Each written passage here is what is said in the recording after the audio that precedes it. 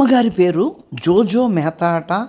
అమ్మగారు stop ఎకోసైడ్ now అనే సంస్థకి ఫౌండర్ అట. ఈ విషయాన్ని మనం రెబల్ న్యూస్ అనే ఛానల్ నుంచి వచ్చిన వార్త నుంచి తీసుకున్నాం. ఈ అమ్మగారు వరల్డ్ ఎకనమిక్ ఫోరం వెనకాల లైట్గా కనబడుతుంది కదా, ఆ సంస్థ యొక్క సభలో మాట్లాడుతున్నారు. I mean, ecocide as a word is becoming better known around the world, and the concept is generally mass damage and destruction of nature. జీనోసైడు, పెస్టిసైడు ఈ మాటలు మీకు తెలుసు కదా. అలాగే అమ్మగారు ఎకోసైడ్ అన్న పదాన్ని తయారు చేసింది. పెస్టిసైడ్ అంటే పెస్టులను చంపేది, జీనోసైడ్ అంటే మనుషుల్ని చంపేది, మరి ఎకోసైడ్ అంటే ఈ ఎకాలజీని చంపేది.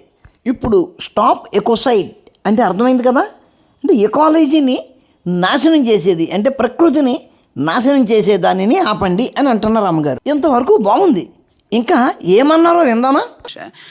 But legally speaking, what our organisation and other collaborators aim to do is to have this recognised legally as a serious crime.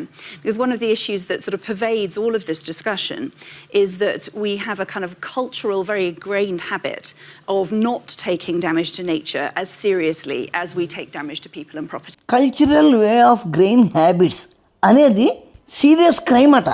Cultural వే అంటే తెలుసు కదా, మనం ఎప్పటి నుంచో చేస్తున్న సాంప్రదాయక వ్యవసాయ పద్ధతులు అన్నవి సీరియస్ క్రైమ్ అట. ఈ చర్చ ఎక్కడ జరుగుతుంది? వరల్డ్ ఎకనమిక్ ఫోరంలో. Unlike an international crime like genocide that involves a specific intent. Genocide లాగా ఇక్కడ స్పెసిఫిక్ ఇంటెన్షన్ ఉండదట. మనిషిని చంపడం అనేది అయితే కావాలని చేస్తారట, ఇక్కడ మాత్రం ఆ క్రైము కావాలని చేయరట. With ecocide, what we see is actually what people are trying to do, what businesses are trying to do is make money. ఈ ఎకోసైడ్ అనేది జీనోసైడ్ లాగా మనుషులు ఒక పని కట్టుకుని చేయరట, మరి దేనికి చేస్తారట? మనీ కోసం అట. ఏ విధంగా? is farm, is fish. Farm అంటుంది, ఫామ్ అంటే వ్యవసాయం. ఫిష్ అంటుంది, అంటే చేపల పెంపకం. అంటే సాంప్రదాయక పద్ధతులలో నడిచే వ్యవసాయము, చేపల చెరువులు సీరియస్ క్రైమ్ అంటుంది. మరి ఆ రెండు లేకపోతే పర్యావరణం ఎంత బాగున్నా తినడానికి ఏముంటుంది?